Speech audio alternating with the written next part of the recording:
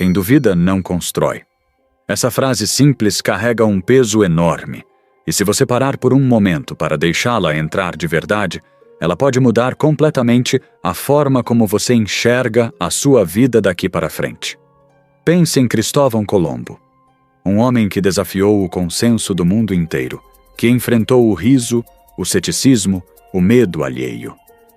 Se ele não tivesse uma autoconfiança inabalável, uma fé absoluta no seu próprio julgamento, o lugar mais rico e glorioso da Terra talvez nunca tivesse sido descoberto. Agora pense em George Washington e nos seus compatriotas, em 1776. Homens que escolheram acreditar no impossível. Se não fosse por essa autoconfiança deles, os exércitos de Cornwallis teriam conquistado o mundo, e os Estados Unidos da América seriam governados até hoje de uma pequena ilha, a 3.000 milhas de distância. O que essas histórias têm em comum? A fé. Em todas as línguas do mundo, não existe uma única palavra que carregue o mesmo significado, ou sequer um significado aproximado, que a palavra fé. Porque se existem milagres neste mundo, e existem, eles só acontecem com o auxílio de uma fé inabalável. Uma mente que duvida não é uma mente criativa. Busque onde e como quiser, e você não encontrará um único registro de grande feito, em qualquer área de atuação, que não tenha sido primeiro concebido na imaginação e depois concretizado pela fé. A terceira das 17 leis do sucesso é exatamente esta: a autoconfiança. E ela é autoexplicativa no nome, mas profunda na prática. Acreditar em si mesmo não significa ignorar suas limitações. Significa fazer um inventário honesto de quem você é, descobrir quais qualidades você possui que são fortes e úteis, e então organizar essas qualidades em um plano de ação claro para atingir o objetivo principal que você almeja. Para ter sucesso, você precisa ter fé na sua própria capacidade de realizar tudo aquilo a que se propuser. Mais do que isso, você precisa cultivar o hábito de confiar também naqueles que estão ao seu redor. Seja quem ocupa uma posição de autoridade sobre você, seja aquele sobre quem você exerce autoridade. A confiança não é fraqueza, é a base de qualquer conquista real. Mas existe um inimigo silencioso que destrói a autoconfiança antes mesmo que ela possa crescer. Esse inimigo se chama medo, e ele não chega sozinho. Toda pessoa nasce, em certa medida, com 6 medos básicos, e todos eles precisam ser superados para que se possa desenvolver autoconfiança suficiente para alcançar um sucesso extraordinário. O primeiro é o medo da crítica. O segundo, o medo de ter problemas de saúde.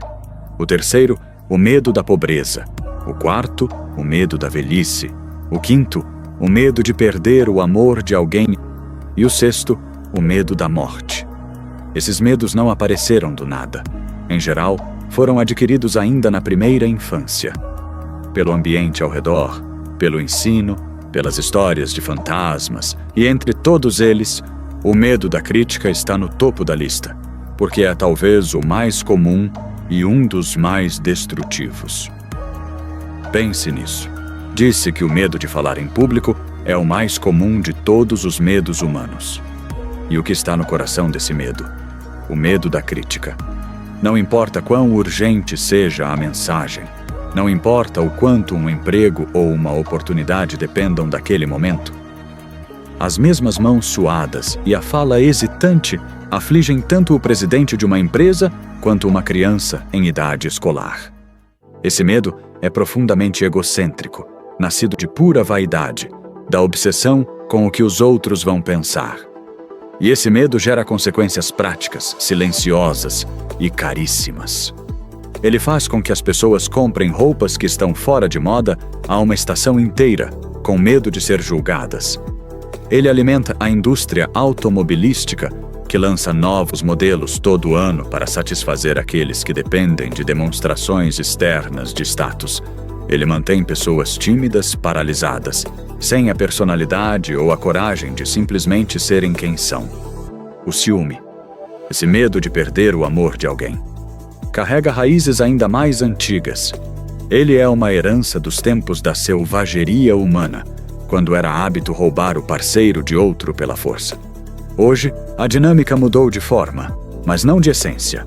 A sedução substituiu o porrete, e aqueles que estão em relacionamentos muitas vezes pressentem intuitivamente o mesmo perigo que existia na pré-história. Por isso, esse medo tem base tanto biológica quanto econômica para existir. Mas quando cultivado sem razão real, ele se torna uma forma de insanidade. Associado à paranoia, gerador de sofrimento e fracasso incalculáveis. Então, o que fazer diante de tudo isso? Antes de desenvolver a autoconfiança necessária para superar os obstáculos que se interpõem entre você e o sucesso, é fundamental fazer um autoexame honesto. Identifique quantos desses 6 medos estão no seu caminho.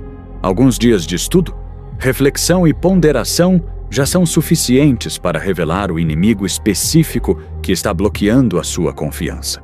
E uma vez descoberto, ele pode ser eliminado.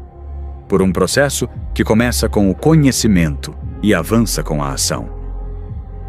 Um objetivo principal bem definido é o ponto de partida para todas as conquistas notáveis. Mas a autoconfiança é a força invisível que impulsiona, motiva e guia a pessoa até que esse objetivo se torne realidade. Sem autoconfiança, nenhuma conquista jamais ultrapassaria a fase de objetivo. E meros objetivos, por si só, não valem absolutamente nada. Muitas pessoas têm objetivos vagos, mas não chegam a lugar nenhum porque lhes falta a autoconfiança para criar planos concretos para alcançá-los. E para fortalecer essa autoconfiança, há algo que poucos falam abertamente, mas que os grandes vencedores sempre souberam. É duvidoso que alguém consiga desenvolver autoconfiança ao máximo sem a proteção e a independência que pertencem àqueles que poupam de forma sistemática. Há algo na certeza de ter uma reserva financeira que proporciona uma autoconfiança que não se conseguem de nenhuma outra forma. Essa é a 4ª das 17 leis do sucesso, o hábito de poupar.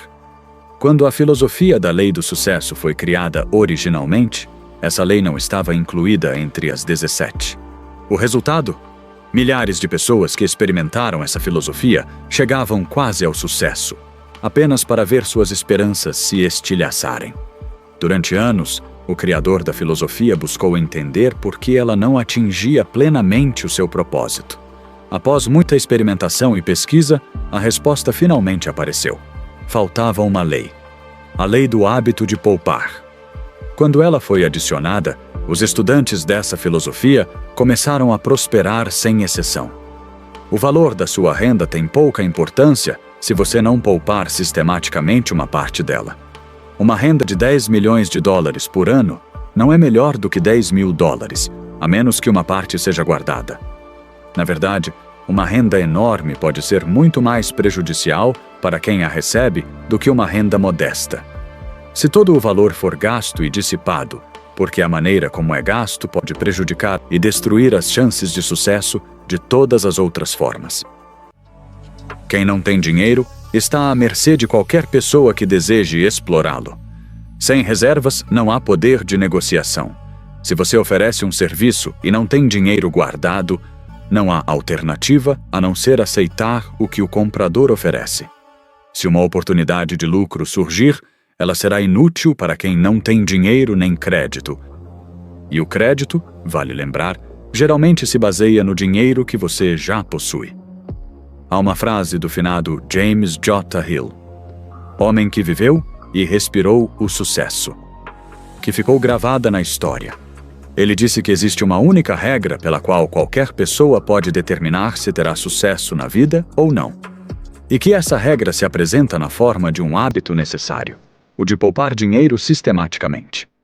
Henry Ford é lembrado como um gênio da indústria, mas o que poucas pessoas descobrem é que Ford sempre foi um economizador sistemático de recursos.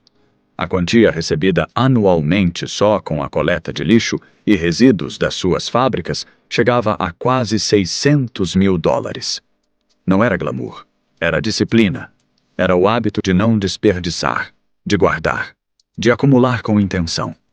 Woolworth Construiu os arranha-céus mais imponentes do seu tempo e acumulou uma fortuna de mais de 100 milhões de dólares, economizando as moedas que milhões de americanos simplesmente jogavam fora. O hábito de gastar dinheiro é uma mania para a maioria das pessoas. E é exatamente esse hábito que as mantém trabalhando arduamente todos os dias de suas vidas, sem nunca chegar a lugar nenhum. Foram realizados testes que demonstram de forma conclusiva que a maioria dos empresários não confiará seus recursos, ou mesmo cargos de responsabilidade, a pessoas que não tenham o hábito de poupar. O hábito de poupar é a melhor recomendação para qualquer pessoa, em qualquer posição. Então chegamos ao ponto mais importante de tudo o que foi dito até aqui. Todo estudante de uma filosofia de vida deve buscar leituras complementares. Biografias de pessoas que alcançaram sucesso extraordinário. Porque isso revelará algo fundamental. Esses líderes enfrentaram praticamente todos os tipos imagináveis de derrotas temporárias. Caíram, faliram, foram ridicularizados.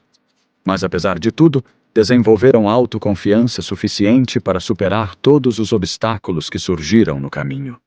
A autoconfiança não é um dom, é uma construção. Ela nasce do autoconhecimento, é sustentada pela fé, fortalecida pela disciplina financeira e testada pelos medos que você aprende a encarar de frente. E quando todas essas peças se encaixam, você começa a entender por que existem tão poucas impossibilidades na vida. Se é que existem alguma.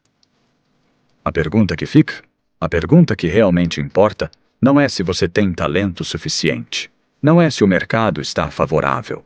A pergunta é simples e direta. Você tem a coragem de acreditar em si mesmo? A disciplina de guardar parte do que ganha? E a fé de continuar mesmo quando tudo ao redor parecer dizer para você desistir? Porque quem duvida, não constrói. Mas quem acredita, age. E quem age com disciplina, colhe.